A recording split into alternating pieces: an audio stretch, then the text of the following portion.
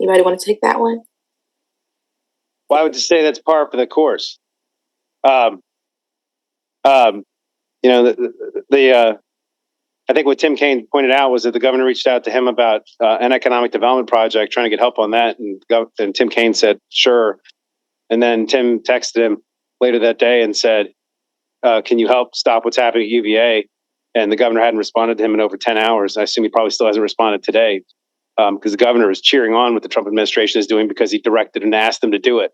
So it's disturbing, it's disappointing, but the governor from the beginning has shown that he's more loyal to the Trump administration than he is to the voters of Virginia, because he's worried about his presidential ambitions and his political base. So to me, it's entirely consistent with how he's been operating from day one. And this is par for the course for this administration. Whenever you ask them questions that they don't want to answer, or that directly will question some action that they have taken. For example, when they sent out that letter to directors and to the presidents with regard to DEIA, I actually questioned the Secretary of Education in terms of by what authority are you doing this beyond that EO?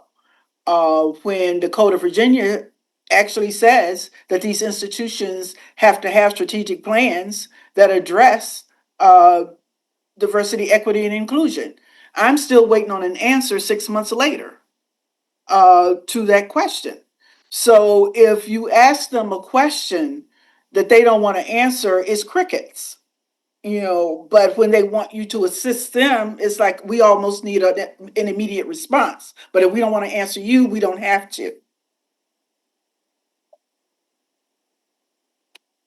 Thank you so much for that response, Senator Locke. That concludes today's press conference.